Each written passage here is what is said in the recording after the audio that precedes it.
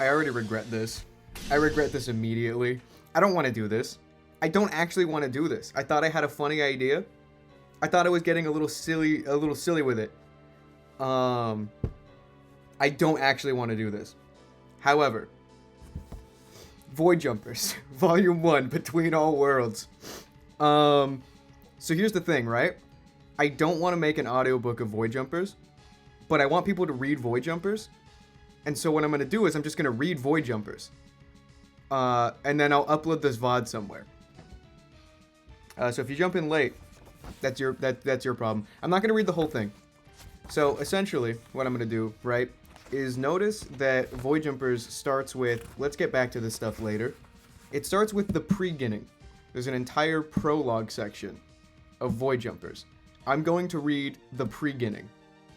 That is what we're going to do today. We're just going to read the first, I was going to say the first 3 chapters, but it actually starts with chapter -2. So we're going to read up to chapter 1. We're technically not even going to start the book.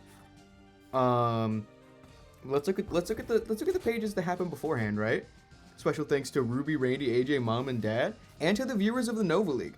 That's you guys. That's you guys. I think you guys. Everyone's canon. Everyone's canon.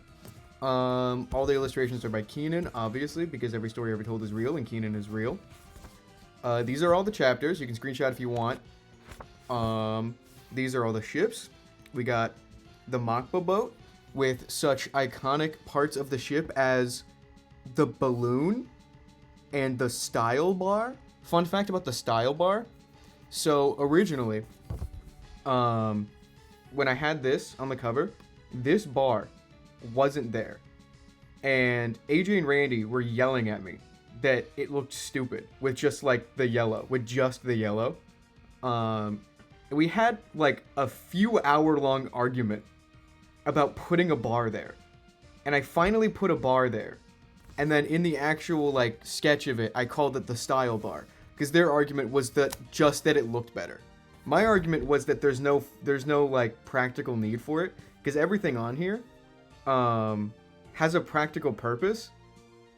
And except that is just there for style. Give me a second. You asked about the Lego set.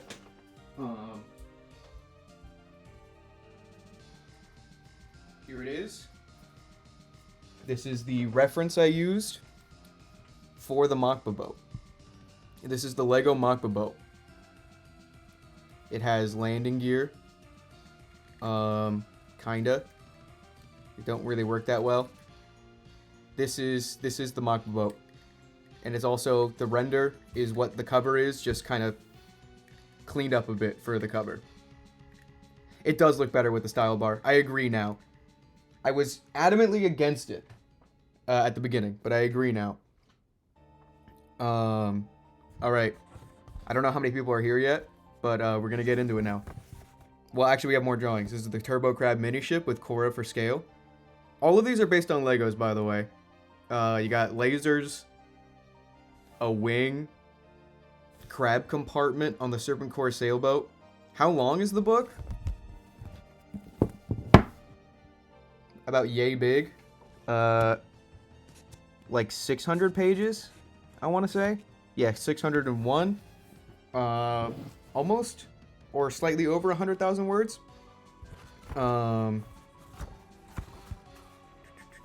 Alright. We also got the Trailblazer here for blazing trails and such. It is a lot of pages. It is a pretty quick read, though. I'm gonna be real with you.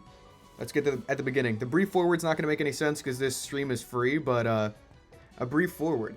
This book is part of the Nova Storm Chronicles series of books. Don't turn away, though. The Nova Storm Chronicles can start from either Void Jumpers or Thrones of Time, so by starting here, you aren't missing anything. If you enjoy connected canon and little Easter eggs and or are a crazy person, reading Thrones of Time first might be a good idea, though none of this is required reading. In fact, this isn't required reading. I'm not talking about the forward, I'm talking about this book.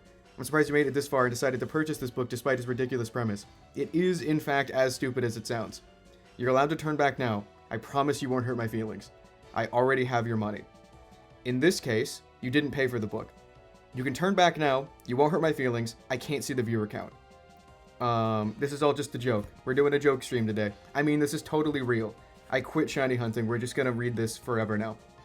And now, quotes from a genius to trick you into thinking that this book is also genius. One of the basic rules of this universe is that nothing is perfect. Perfection simply doesn't exist. Without imperfection, neither you nor I would exist. Life would be tragic if it weren't funny. Keenan Quantum, quoting an old friend of his, Stephen Hawking. The Preginning, the only section we're going to read today. Let's do it. I'm not going to do any voices. If it were an audiobook, I would try to do voices, but the reason I haven't done a Void Jumpers audiobook is because I can't do some of these voices. So I'm going to read it normal. That's my bad. Chapter -2. Pell Ironleaf becomes the hero. Why am I doing this again? Who cares? Everything about Pell's story was typical. Everything about Pell's fantastical world was fantastically mundane in its fantasticality. In the stories of their childhood of dark lords and castles, dragons, wizards, and magic, certain aspects of their life had become expected. And, of course, like the stories of their childhood, Pell's begins in quite the same place. The journey ahead of them was clear and cliché, and their heroic destiny was certain. They could have never guessed that their story is about to end, all before it could get the chance to properly begin. Hat time. We're using this as a bookmark. What hat are we What's the reading hat? We have a reading hat?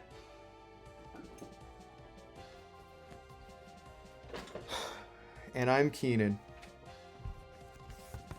Alright. Warm and quiet mornings outside the forested edge of Resno were a sign of peace the world of Eldiria had achieved and hoped to maintain. Though not too far over the hill sat waiting in the Elven inner city was a task of utmost importance. The world depended on it. On the outskirts, where the village houses were scattered, a lonely blacksmith shop held within it a hero to be. At the top floor, hidden beneath the old blue shingles of the roof, grown over with moss, Pell Ironleaf stood in the attic. Artifacts littered their bedroom. Artifacts, of course, meaning stones smoothed over by a river, shells left empty at the seashore, and old-fashioned childhood toys, like a slingshot and an elvish steel throwing knife.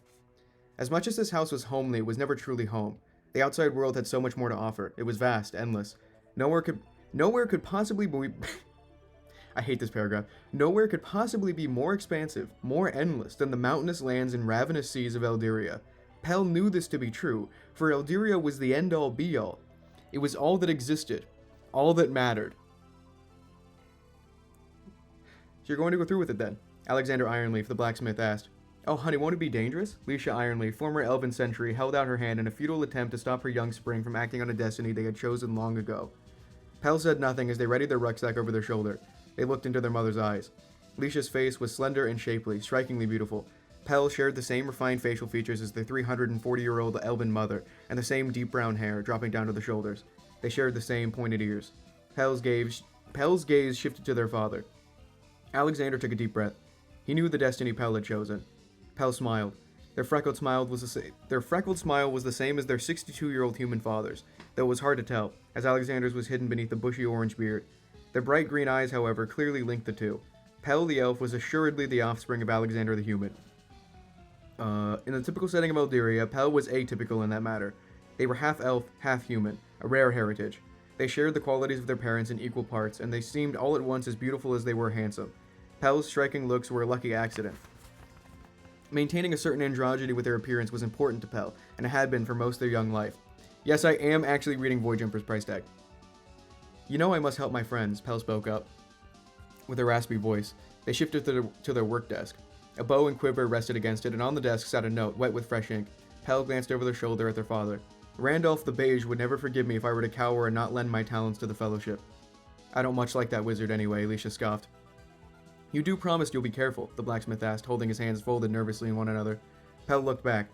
I'm losing my place, I gotta pick one way to look. You don't trust me. Pell's mother smiled, hiding her true emotions, and her eyes watered. Alexander held their shoulders. Pell stood in their room before their parents, bow in hand. They took a deep breath. The world depends on the Fellowship, they said. The Fellowship depends on me. I have to take initiative now, or there won't be an Eldiria left for me to explore once the fighting is done. But you're so young, Alexander pled.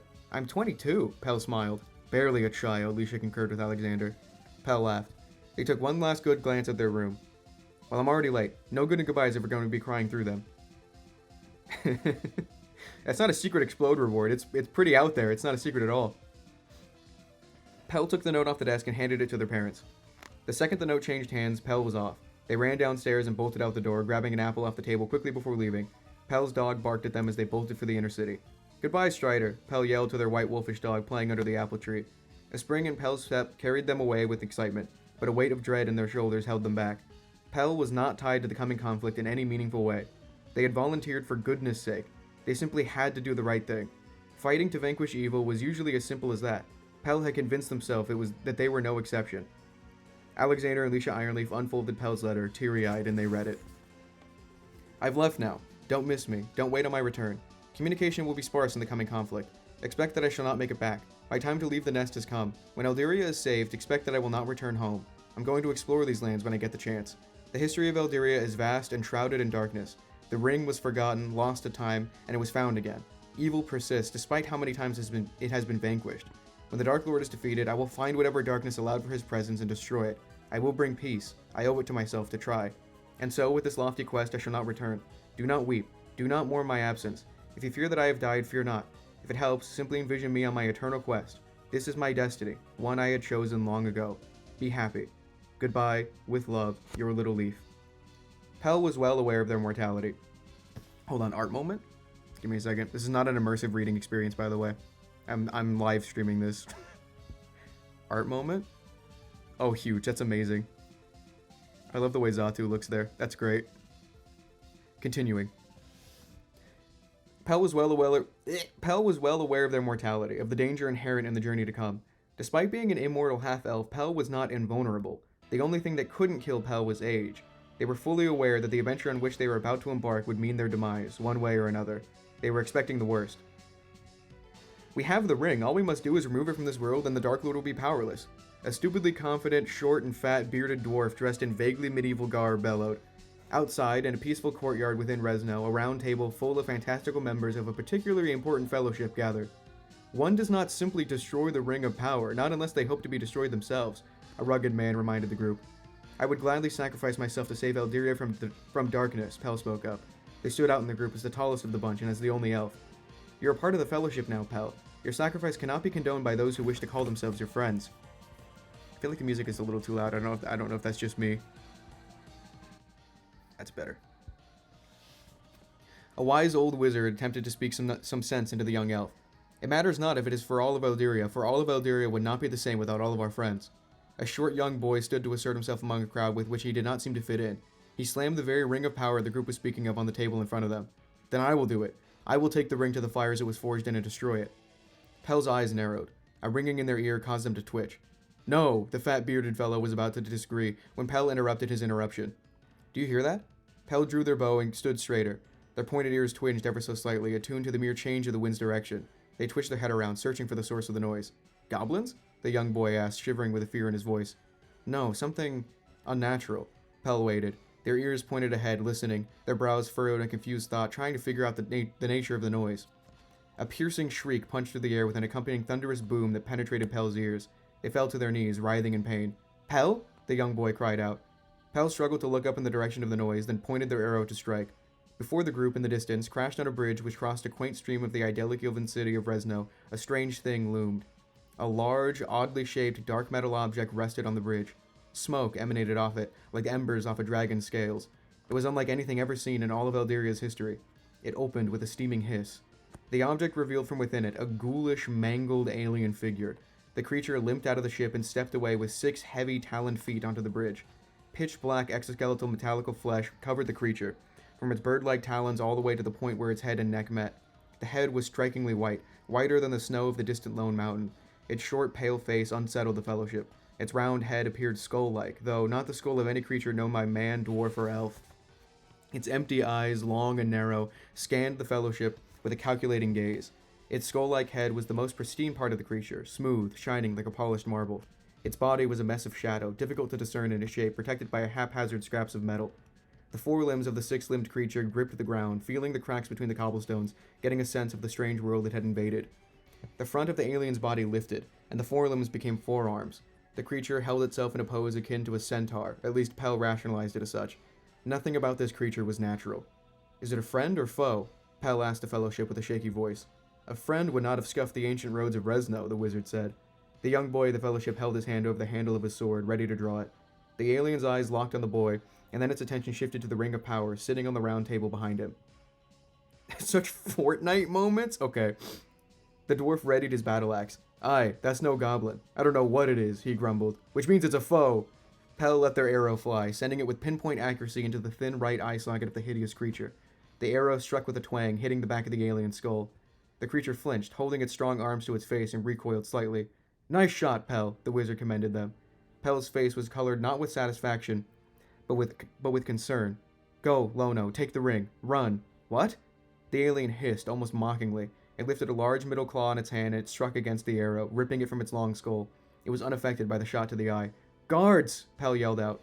Swaths of sentry elves manned their stations at beacon points across the city. Warriors on foot rushed to the bridge with swords forged of magic steel. The alien lowered its body and pressed its arms to the ground.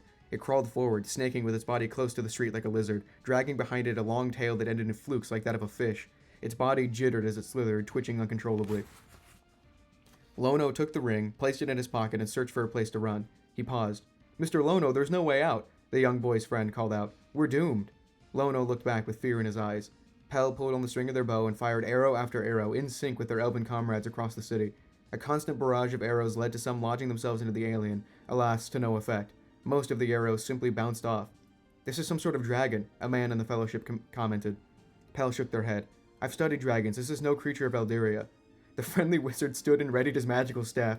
You shan't cross! He roared. He smashed the staff into the ground and a shockwave of light burst from its crystal tip. The bridge collapsed. As the bridge crumbled, the alien leapt from it. It spread its 6 limbs wide, and between them a flap of skin extended. The creature glided, bridging the gap, and landed in front of the fellowship. Its upper body rose as the beast menaced over them, its arms held out wide. It crossed, the dwarf remarked. The creature turned its head to Lono and hissed. It picked the boy up with its forearms. No! Lono's friend called out. Pell's gaze turned curious. They had a knack for seeing the intention in someone's eyes, and though this creature was alien, they could tell that it meant no harm, at least to them, in that very moment. Its intent was to retrieve. The creature looked past Lono and grasped the ring off the table with another of its limbs. Lono lifted his sword and swung it haphazardly as he hung upside down in the creature's grasp. The fellowship stood around in fear, cowering in the shadow of the creature's presence. Behind the creature's eyes, a glow of fiery orange locked its focus on the ring, as if the very pupil of the alien was a flaming core of molten lava. The fire pulsated in excitement, staring at its prize. The creature slipped the ring into a pocket at its wrist. Lono swung at the sword at the creature. The alien turned its attention back to the boy as he swung, and it lifted its arm to catch the blade between its talons. A ringing echo of metal hitting against the skin of the beast reverberated in Pell's sensitive ears. The alien hissed and dropped the boy. It turned to leave. The ring, the rugged man called out. He didn't kill me. Lono patted himself down. Well, he's no goblin, the dwarf commented. We can't just let him walk away with the ring, the rugged man sputtered. One does not simply walk away with the ring. Pell stood, holding their ears. Their heart pounded. The blood rushed through their head, thumping in their ears. They held their arms out to their side and shook them. They knew what needed to be done. Pell? No. The friendly wizard understood what Pell would do. Pell. I have to try. Pell started after the creature. It quickly took notice. The alien sprung a chase, and Pell followed closely after it, achieving impressive speeds as they dashed with their arms swinging. Pell's heart pounded harder. The only way to stop the beast would be to engage in close combat, something Pell was not particularly good at. As the creature prepared to jump across the gap left into the destroyed bridge, Pell charged to jump and leapt onto the creature's back as it had launched itself. Pell rode the beast to the other end of the bridge. They wrapped their arm around the creature's neck, attempting to choke it. The alien landed and tore Pell from its body, throwing them to the capsule that the creature used to travel to this world. Pell hit the inside of the ship with a thud. The breath was knocked out of them as the force of the throw pained their bones. This was exactly why they feared close combat. Elves tended toward ranged weaponry for a reason. They were frail and hollow-boned. Pell groaned as they tried to drum up the strength needed to lift themselves from the ship that they now found themselves stuck in. The creature followed and entered the vehicle, disgusted at Pell's presence but in a hurry to escape. The creature kicked the ship into gear. The capsule rose into the sky. Pell withdrew a small knife and stabbed at the leg of the creature that sat atop them. The knife passed through the pitch-black, tendon-like flesh. The creature did not flinch. Pell's ears rang with an excruciating sting as they felt their stomach drop. A moment of weightlessness took hold as a pounding pressure in the poor elf's head forced them to scream. The shrieking wail of the sky ripping apart tore Pell's eyes open with an urgent curiosity. For a moment, the violence of the transport had ceased. An unusual calmness took hold. The view was strange from inside the creature's capsule. Pell was squeezed in behind the alien, stuck in an awkward place. The alien appeared as annoyed as Pell was with the situation they now found themselves in. Pell couldn't focus on the alien. The view from outside the capsule, through the glass, was something unlike anything they had ever seen. Oh my god, thanks for the sub, Eagle Blacks. Have fun at work. Mother FCKERI work. Have fun with that. Blue and purple clouds and a striking orange sea of light passed them by in a frenzy. Pell was entranced, distracted from their gaze by the sudden sparking of what looked to be bright green lightning. Pell flinched as the capsule wailed another horrific shriek. The elf winced as they felt nauseous once more. The capsule descended from the dark sky to a cave entrance on a remote island in a dark, vast ocean. It quickly landed, and Pell was tossed from the ship, where they crashed with a thud on the cold, rocky ground outside the entrance to a dark cave. Crashing waves exploded into mist as they hit the rocky edge of the barren island. Pell gasped, holding their ribs as they throbbed with waves of searing pain.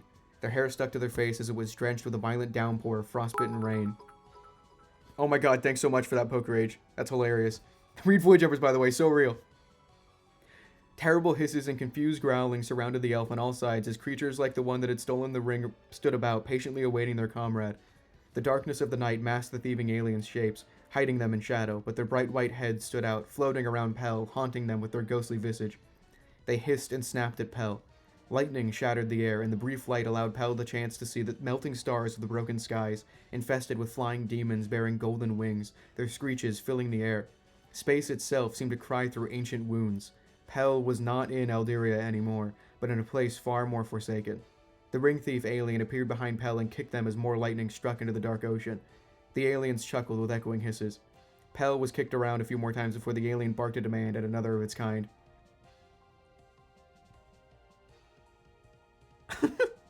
Welcome in, Tokyo, have fun. An alien stared at Pell with an intense gaze. Their glowing orange eyes glowed brighter, and a steamy hiss built up with power behind the glow. Fear pulled at Pell's heart. They stood and withdrew their bow, quickly firing an arrow. It bounced off an opposing creature as it flinched, sending beams of burning orange light from their eyes into the sky. Oh my god, thanks so much for that, Shiny Hunter. You guys are crazy. Pell screamed as they forced themselves to stand straighter. They bolted for a capsule they'd arrived in, limping as fast as they could. Ah! Pell screamed. Their head pounded as they tried their best not to collapse from the pain. Hiss! The thief realized what Pell had in mind. The alien tried to blast at Pell again, missing as Pell grabbed onto the edge of the cockpit of the small capsule ship and forced himself over into the seat. The canopy automatically closed. The thief approached, ready to remove Pell from the capsule and from the living realm. Pell stared at the complicated and confusing panel of shapes and levers at the helm of the capsule. This wasn't a form of magic they were familiar with. They pulled back on a lever. The capsule spun around. A blast of dragon's breath burst from the rear of the capsule with a roar. Hiss! The thief held up their arm to stave off the flames. 2 wings of an expandable round shield extended from the creature's arm and to aid them in protection from the exhaust. You're so real for that, Rhea. Pell slammed their head on the helm and closed their eyes. The capsule bolted into the sky and vanished through another wound in space with an accompanying shriek that ripped at Pell's sensitive ears. The capsule shook and jittered as more lightning crashed outside. Pell squinted and screamed as the bright light blinded them. Their stomach flipped as nausea consumed them again. A shriek blasted as the capsule burst into a brand new sky. Pell caught their breath. Not a moment of levity was awarded for their escape. The ship was falling from the clouds, and it was picking up speed. There was no stopping the inevitable. The capsule crashed into a pile of garbage, only softening the blow as much as a pile of garbage could. It skidded and drifted into a road of sorts, and finally came to a stop as it wedged itself in an alley between 2 run-down buildings. Pell was tossed around inside the capsule. They held their head and cried as they struggled for breath. Pell kicked open the capsule and stumbled out of it, gasping for air. Broken and bruised. Their long hair stuck to their sweaty face. Pell stumbled onto the sidewalk and curled themselves up, crying. Footsteps passed Pell by. No one acknowledged their presence. They recouped, catching their breath, sitting up to get a good look at their surroundings. They held their head. What the hells? Pell groaned. They pushed their hair out of their face. All around the stranded elf, a crazy world towered to the dark sky of the night. Towers of concrete, metal, and glass, intersecting lanes of flying objects, countless variety of alien life and metal beings littered the streets of the city's underbelly. Colorful lights lined the buildings, and bright flashing signs signaled to the many inhabitants of this place. A pair of moons glistened in the distant starry sky. A nebula of gassy clouds danced in a spot of sky heavily trafficked by draconic green serpents, swimming through the air. Sparks of electricity jittered between the serpents' heads as they communicated with one another. They moved out of the way, letting a flying object blaring with sirens pass by. The bruised and battered elf, dressed in muted green forest wear, equipped with a bag of camping gear, a bow, and a quiver with a few arrows, was quite obviously out of place in this strange new world. Thanks for the sub, Keebler. Very cool. Getting pranked. 5 months. Let's go. That's awesome. The ring of Almighty Power, the focus of the Fellowship's entire lives, was now gone and meaningless. Pell was lost and without hope. They had no idea what had just happened to them. They were right to have assumed that they would never return home, though they could have never guessed the reason. They would have to make their way in this new world alone and confused. Pell didn't know where to start. They were nudged as a metallic passerby tripped on them. Hey, watch where you're sulking. I've got Snorps to deliver. At least a local spoke Pell's language. That was lucky. That was chapter -2. And now we're moving on to chapter -1. Keenan Quantum senses a plot. This is everybody's favorite character, you guys. Oh, is this really a good place to start? Can you give me a sec? Maybe close your eyes? An awkward silence lingered. Thanks. The sound of a toilet flushing replaced the silence as a strange-looking man shuffled off his toilet, hiding himself, embarrassed. Really, I mean from a storytelling perspective, this is a weird place to start. Is this really necessary? The strange man said, looking around the bathroom, addressing no one in particular. He was well and truly alone. I guess it's my fault for starting the conversation the second I knew I was being watched, he mumbled to himself. I'm talking to you, by the way. I can't tell what you are. The man looked around, frowning in thought. He squinted, straining. Viewer? Reader? I hope reader. He shuffled to hide himself. I'm indecent. The strange man, otherwise known as Keenan Quantum, quickly freshened himself up for the occasion of a new beginning. He was pale-skinned and rather wimpy looking. He straightened his top hat, which he had always wore with his nice two-piece black suit. I know what you're thinking. Why am I wearing a top hat and a suit casually at home? Well, I always wear a top hat and a suit casually at home, he explained as he straightened his red tie. Specifically for moments like these, actually. You never know when you need to be presentable. He looked into a mirror and twirled his comically large handlebar mustache, quickly glancing at his eyes, which were a deep brown. I'm so sorry to do this to you, reader and/or viewer. What a generic character intro for such an ungeneric, handsome, super smart, and dare I say, humble individual such as myself. You know, it's been a while since I felt this feeling. You probably don't know me, I should explain. Keenan rushed out of the door and into the hallway, trying his best to keep the scene brief and painless. He made sure he was screen ready, touching up a few things about his appearance as he ran down the hall. That being said, you probably are also tired of overused meta-humor and fourth wall breaking. Well, I assure you, I am not lampshading. In fact, I'm not even breaking any walls. They're all here. Keenan looked around, mumbling something under his breath as he wiggled his fingers. There are actually more than 4 walls? I'm simply acknowledging the walls, and yes, there is a difference. This is real. I hope you're not too confused. You probably think I'm a bit weird. You're right, obviously. I always have been, that's kind of my thing. It's not my fault, though. It's my stupid brain. Keenan tapped his head. I'm not taking a shot in the dark. I'm not talking to myself. I'm also not talking to you, specifically. Anyway, I'm talking to the potential of you. I know that this moment right now will be told in some hypothetical story somewhere. I don't know why, exactly. I mean, come on, nothing interesting is happening. Keenan continued walking down the hall. I don't really get it, but I know that nobody is watching me right now, but someday this moment will be told to someone, and when I feel it, you know? Keenan paused in the hall, stopping in front of a mirror to quickly adjust his top hat, making it more slanted. He took a dramatic step back into his march down the hall. I've been part of a greater story for my entire life, never playing the leading role, of course. That would be a bit much for any story. I mean, look at me. Or read at me? However this ends up being told. But, you know, since the day I was born, I've had this sense, and it's come in real handy. Sometimes my family and friends get a bit confused about it, though. Not just regular confused, I mean, like, existentially confused.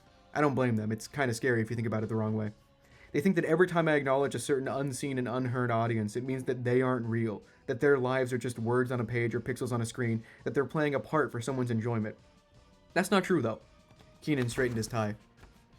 I only ever acknowledge an audience when I know there's going to be one, when I know a moment is story-worthy, like right now. Keenan paused in the hall, turned around, and stared into a dark distance. You are here, right? Keenan turned back around. Or are you here?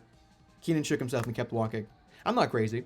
Fun fact about my ability, though, as a consequence, I've realized that it means that likely every story you, the reader, have ever read, every story you've ever watched, every story you've ever been a part of, in fact, every story you yourself have ever told, is real.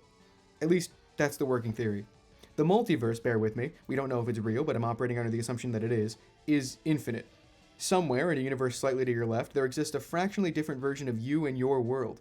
In a universe much further to your left, there exists the real actual events that inspired your favorite supposedly fictional story. Interestingly, hold on a second. Daquan! Keenan? Sorry to barge in like that. I had to rush over here to keep my boring info dump that I always have to do with my introduction nice and brief. Speaking of which, have you ever noticed how long and conducive to exposition our hallways are? What's up with that? You've gotta be. Daquan pinched the bridge of his nose and took in a deep preparatory breath. This is my younger brother, though you'd be forgiven for assuming he was in fact my older brother. Stop talking. The bags under his eyes are much a side effect of endless nights spent experimenting in our lab as they are a side effect of having me as an older brother for 24 years, am I right? Keenan smiled as he nudged his brother. Keenan? What the hell? Daquan rubbed beneath his eyes. But don't get him confused. Daquan would be extremely offended for being mistaken for the older of the three of us because beware the incoming, completely irrelevant information. Keenan prepared a rambling speech, moving his hands around randomly. Keenan, no one needs to know this. Please stop. Jonathan Quantum, our older brother, was a notorious mad scientist who was in prison for crimes against the entire world when he stole a bunch of pieces of the land, turned them into floating islands in a space cube, forced the survivors of the islands to fight to the death in a game show called the Suez Quantum Showdown, and most egregiously, of course, forever tainted the Quantum family name, dashing any hopes of public funding and in future endeavors. That's just a footnote in our history. Keenan winked. Keenan, what's your problem? Daquan pinched his nose. You know full well what's my problem. Keenan looked to his brother. But none of that's important, not for this story anyway. We aren't the focus this time. Keenan scratched his head, itching at a particular shiver in his mind. Which has gotta make this introduction even weirder for you. So what's the dealio, Brolio? Keenan, Daquan groaned. What you up to? Come on, we gotta get to the dramatic reveal. Daquan turned his attention to the lab counter, where many different scientific tools sat around haphazardly, and where an area had been cleared for a particularly important object. A glowing orange cube. You're being extra annoying today, any particular reason? Daquan asked. He poked the cube with a metal rod, and it jittered. The cube was decorated with yellow quarter circles in each corner, a yellow circle at the center of each face, and thin lines of bronze rods connecting the decorations together. Yeah, I have to establish my character traits in the most obnoxious and efficient way possible so the newbies get the idea, and to provide a very jarring tonal shift from whatever the previously established overall vibe was. Daquan paused. He tapped his foot and shifted his weight, crossing his arms. He pursed his lips with thought. Keenan smiled absent-mindedly. How many times have you broken the fourth wall in the last, 5 minutes? Addressed it. There's a massive difference. Whatever. Keenan started counting his fingers. Too many. Daquan stopped him. Too many. Keenan nodded in agreement. Daquan rolled his eyes and addressed the orange cube on the counter. So do you want the short or long explanation? Newbies, Keenan reminded Daquan. Right. Daquan cleared his throat and took a moment to think about how best to explain. So, you remember when Jonathan used this cube to steal a bunch of land for the game show by teleporting it all away? Literally, how could I forget? But yes, go on. Tell me more things I already know. Is that sarcasm? No, the newbies need context. Get with the program. I've been running tests on this weird cube ever since we captured him. Mm-hmm. Keenan nodded knowingly. Daquan continued. Jonathan didn't know what he was dealing with when he found this cube in the woods. We all knew it was a mass teleporter at the very least, obviously, but... Daquan paused. You, stupidly, with no evidence, suggested that it could also be an alien time machine. And I was right, and you were right, Daquan agreed through gritted teeth. But this is also something else. It's something... exciting? Concerning, I should say.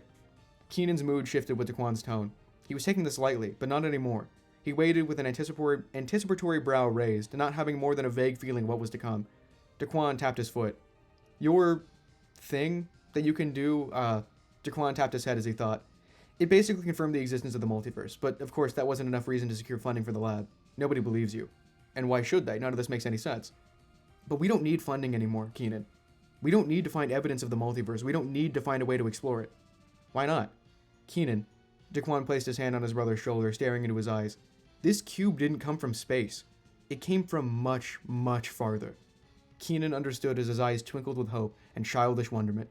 No friggin' way. We've made it to Chapter 0. Mr. Johnson goes to the bathroom. The bell of a typical American high school rang as the digital arts and technology teacher, Mr. Johnson, arrived at the door of his classroom, ready to begin another lovely day teaching a bunch of insufferable teenagers how to use expensive cameras. Johnson pushed against the door with his elbow as he opened it, busy holding a coffee in one hand and a phone in the other. He wore bright yellow moccasins, a stylish gray jacket and scarf, strangely enough, considering that the Coachella Valley was a place infamous for being one hell of a desert. Hey, Mr. Johnson, I respect the drip. Thanks. Though the students seemed to appreciate the outfit. Mr. Johnson was still a fairly new addition to the crew of teachers of the school. He wore their official shirt to fit in. He sat at his desk, pushed up his glasses, and prepared some files for the day's lesson. He glanced at the thematic decorations in his room. Movie posters lined the walls. He smiled. Mr. Johnson appreciated the simplicity his life had achieved. He was perfectly content with the total normalcy of his day-to-day. Nothing was more satisfying than a perfectly normal afternoon spent being a perfectly normal person doing perfectly normal activities at a reasonably normal job. Something Johnson had noticed that helped his sense of normalcy was that days at the school were fairly laid back. Once he had told the students what to do, they would, for the most part, take care of it themselves. He could dip in and out whenever he pleased to convene with the other teachers and plan the next big collaborative project. The students did the same, commuting between next-door classrooms to cooperate with the other students in the program.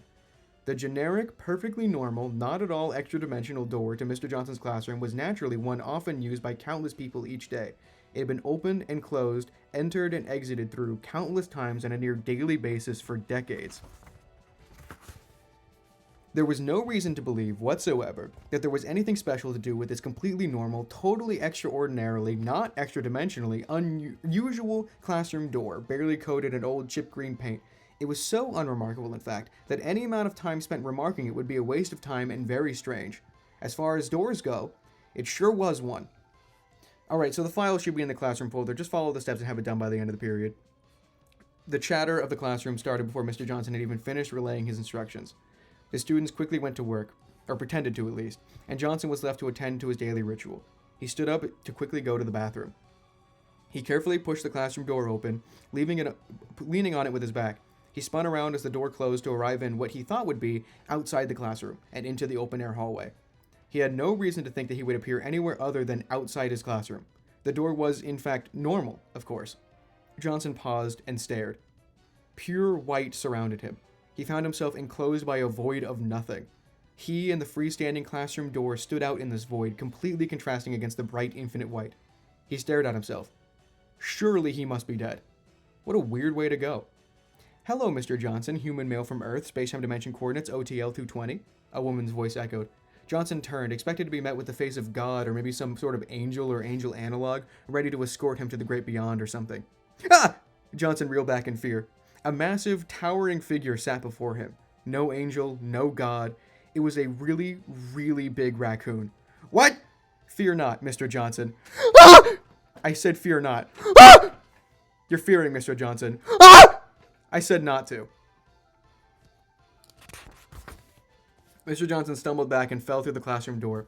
He spun around and appeared back in his classroom, completely blindsided, stood utterly still, petrified. Johnson held his chest, catching his breath. Hey, Johnson, I'm gonna go see Randy real quick. Johnson stepped out of the way and let a student by. The student opened the door. Johnson quickly turned around to watch the student leave. As the door opened, it revealed a perfectly normal outside existence. The door was about to close as the student left for the next classroom, but Johnson shoved his foot out to stop it. He peered his head out. The outside was normal, as it should be. He left the door completely. He stood outside. Everything was perfectly normal, which was weird. He watched the student walk away and enter the neighboring classroom. He paused. Johnson slowly crept back to the door into his classroom. He closed the door and waited. He stood there. A student at a desk nearby looked up from their phone at Johnson incredulously. Johnson's eyes were locked on the door handle. The chatter of the classroom continued as normal. Johnson pushed the door open ever so slightly and peeked outside. Normal. He closed it again. You okay, Mr. Johnson? He looked over. Oh, yeah, I'm fine. I thought I saw a raccoon out there. The student raised a brow. Really? Johnson had a thought. He turned his back toward the door and leaned against it. I'll be right back, he said. He pushed the door open again with his back and spun around again. You're back! Are you done fearing? The massive raccoon greeted Mr. Johnson once again in the empty void. Jesus! Mr. Johnson flinched. He wasn't expecting to see the raccoon again. What are you? I'm not. Mr. Johnson stared at his hands. I'm not dead. He pinched himself. I'm not imagining this. This is real? Well, the raccoon hesitated. Depends on what description of reality you subscribe to. What's happening? To me, really, physically. Where am I? Physically, actually. Huh. The raccoon nodded, closing her eyes, as she smiled, as if her suspicions had been confirmed. You'll make a fine candidate indeed. You know, I had expected a student of yours. What do you mean? Are you going to kill me? Mr. Johnson stuttered. He backed up, holding his hand out to push the handle of the door in case he needed to make a quick escape, but something kept him there. Not directly, no. I only mean that usually chosen ones are teenagers, not a grown man with a career and family to worry about. Plus, statistically speaking, more students pass through that door than teachers, so I just figured, you know? No, I don't know. I really don't know. I'm talking to a raccoon. Chosen one. That can't be right. It sort of is, actually. Sort of being the operative piece of the phrase there. You can, in fact, turn this offer down, of course. What else did you think this was all about? The raccoon's nose twitched. Was any of this supposed to be obvious? Mr. Johnson whined, flailing his arms around.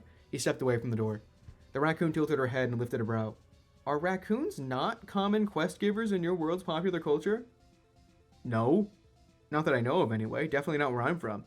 Oh, how odd. They must have missed the memo. The raccoon shifted her appearance and shrunk down to Johnson's level. The raccoon now appeared to be a wise old wizard, whose appearance seemed to mirror Mr. Johnson's in some bizarro way, matching his dark complexion and somewhat mocking his subtle facial hair with, in its place, a long, extravagant beard and pointy hat. OTL 220, huh? I'm so sorry that your universe is criminally boring. The wizard continued to speak with the apparently female voice she used as the raccoon. Her eyes still looked to be that of a raccoon's. Perhaps it was the form she was most comfortable with. Johnson stepped back and held his head. What the?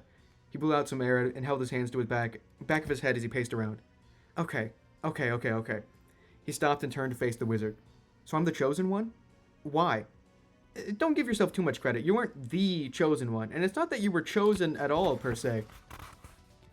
It's simply that you happen to fit the criteria, and so I am providing you the option should you choose. It could have been anyone, but you were the first to fit the mark that passed through that door alone. I guess chosen one isn't that fit of a title. Perhaps you're the choosing one, should you choose, that is. Why my classroom door, though? Johnson glanced back at the door, his foot tapping faster and faster by the second. Could have been any classroom door, the wizard explained calmly. Any in the school? In the multiverse, the wizard said matter-of-factly. Johnson paced around again. The multiverse is real? That was a lot of information to digest at once, and he still needed to pee. So, you were incredibly lucky to have been accepted by the door. Or unlucky, Johnson corrected. Yes, considering that you are not a teenager and that you have many other things to worry about, I'd say yes, actually monumentally unlucky, the wizard said with a chuckle. Johnson stopped. I can just say no, though, right? Anyone else can fit the bill? Yes, no, you have taken quite some time waffling about, and now I've decided that I like you quite a bit. What? But I have looked through your entire potential timeline through your eyes, Mr. Johnson. You can do that? Johnson held his hand to his head and paced again, trying to control his breathing and not lose himself. Okay, well, what is the thing you need a person for? He asked. Can I fit it into my schedule? Oh, yes, it's quite a simple task, actually, at least once you have it. Oh, thank goodness. Yes, you see, you are pure of heart. Therefore, the door allowed you through. You must acquire a magical sword. Oh, Jesus. A sword that is to be forged alongside 4 others of its kind, to be gifted to only those throughout the multiverse who possess a pure heart, to be wielded for important purposes. You must get one of those 5 swords and use it to protect me, once a day. Check in with me, see how I'm doing. That's it? Protect you from what? The sword I've quested you to acquire does more than slice and stab, Mr. Johnson. Don't worry much about physical threats. In fact, I don't know what I need protecting from exactly. Therefore, my protector needs this extremely powerful sword to fight off any manner of threat, physical or otherwise. You don't even know what you're in danger of? Johnson asked. Not in the slightest. Though, the wizard looked off and scratched behind her ear. She shifted back into a massive raccoon. Johnson flinched. The raccoon continued. I have sensed something. There is a disorder in the Nova Storm. An existential threat looms that I cannot see, though I feel the danger it poses to the greater fundamentals of existence. The raccoon shuddered. Johnson blew out a stressed sigh. Is it too late to say no? Oh yes, you're perfect for the job. The raccoon broke from its worried stare off into nowhere. Great, not much of a choosing one. Johnson paused. How can I trust you? What do you mean by that? Why do you need me, supposedly pure of heart, to get a sword that only pure of hearts can get? You said it's super powerful. Are you using me? I've no interest in defending myself, silly human. I must keep my little raccoon hands clean of violence to preserve my status. The raccoon clasped its little hands a few times, staring at them with her large round eyes. If I were pure of heart, assuming that I was even able to leave this place, I'd get the sword myself and then hire a bodyguard, not seek someone out to acquire it for me. I'm not lazy. Why aren't you pure of heart? I have no heart. Johnson didn't skip a beat. He was getting used to this nonsense rather quickly. He said, Oh, okay, so why are you so important? Because I'm the Infinity Raccoon. Johnson paused. All of Johnson's progress toward getting used to the strangeness was washed away with that short and seemingly obvious answer. He tried to think if that title should mean anything to him. What's that supposed to mean? It means I'm the Infinity Raccoon. So I need to protect you because you're important. Yes, the Infinity Raccoon nodded. And you're important because I'm the Infinity Raccoon. What would happen if you died? The raccoon answered simply, as if it were obvious. I would be dead. Mr. Johnson stared confusedly. So there would be no Infinity Raccoon. I don't get what the confusion is here. The Infinity Raccoon was losing patience. But, Mr. Johnson, the raccoon pinched her long snout. I could sit here and try to explain to you the complex fundamentals all day and you would never grasp it. You could never hope to understand. Mr. Johnson crossed his arms and he opened his mouth to argue with the massive raccoon. This is no jab at your intelligence, human, for even I know truly little about the totality of existence. I simply mean to say that your universe, as complex as it is only one of infinity that will never be fully grasped by you or your people, and yet here you are aiming to understand the intricacies of the deep backbone of greater existence. You may grasp very vaguely that quantum physics and special relativity and the like are important concepts in your single universe, in your single reality or whatever. I've heard of them, I think. But they mean next to nothing outside of your domain. A 2-dimensional puzzle piece is insignificant to the 12-dimensional puzzle solver. You know nothing of the Extraversal Council, of the deep-rooted need for the one and only Infinity Raccoon, nothing of my connection with Kaglos the Aberrant, or of the Nova Storm. You've not had a single encounter with the overworked Paradox Master, bless his cursed soul. Existence is infinite, and you know nothing of the true existential importance of a great many things. Mr. Johnson gulped. The Infinity Raccoon leaned forward. Her snout twitched as her eyes crossed to focus on the tiny Mr. Johnson in front of her. A bacterium should not concern itself with understanding the greater purpose of a microwave. This is why I need you. Johnson swallowed a lump in his throat. He needed to pee still, and none of this was making any sense. This isn't... Did you just equate me to a bacteria? Any manner of threats could be out there intending to dispose of me. Did you just compare yourself to a microwave? The Infinity Raccoon ignored Mr. Johnson and continued. And my existence is necessary because if I was dead, I would be dead. Yeah, but... Now go. I will let you know when it is time the swords are being forged, and I will send you on your way. Mr. Johnson held up a finger. Could you fit it into my schedule, please? Good luck, Mr. Johnson. The void around Johnson faded away. Wait! You will serve the multiverse well. Wait! The void around Johnson faded, and when it was truly gone, Johnson found himself standing in the hallway outside his classroom in a completely normal high school on a completely normal day, as if nothing had happened at all. He ran to the bathroom. That's his classroom door. And that is the end of the Preginning. We've moved on to the beginning and chapter 1, which I will not read. You have to buy Void Jumpers to continue. I just read the Preginning, the whole prologue section to Void Jumpers. The book hasn't even started yet, and now you know all you need to start reading Void Jumpers. So, I don't know why I did this. That took almost an hour. How many people are even here? I can't tell. I don't know. That's the Preginning of Void Jumpers early. What I'm going to do right now is end the stream. I'm going to download the 7-hour-long stream that's the origin of the Gremlin, and then I'm going to download this. I'm going to upload both of them to my second channel, and I will link it to you guys later if you want to reference them again. I will shiny hunt later today, but there's stuff I got to do right now. There's just a little joke stream at the beginning of the day, and then we'll have a normal stream later in the day. If you guys haven't seen our totally normal Nova League video that came out today, definitely go watch that. It's hilarious. I gotta go check more comments on that. So thanks for stopping by the silly little joke stream. Read Void Jumpers, by the way. Buy it. Buy Void Jumpers.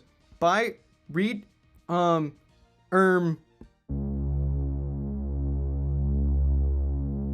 Every story ever told is real. Every story ever told is real.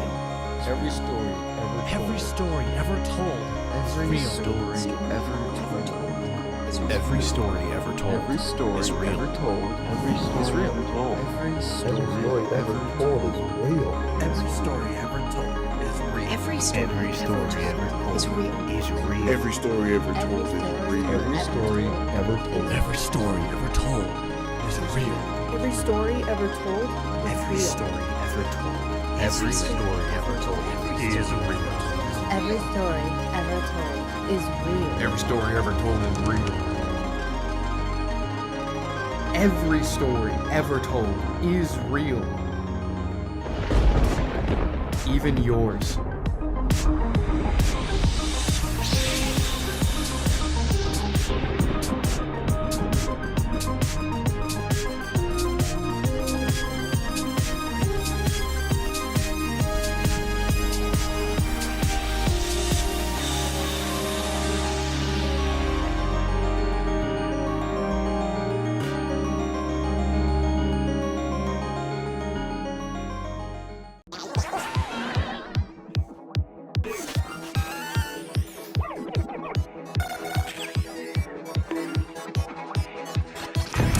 All right, get the hell out of here. Get the hell out of here. Leave.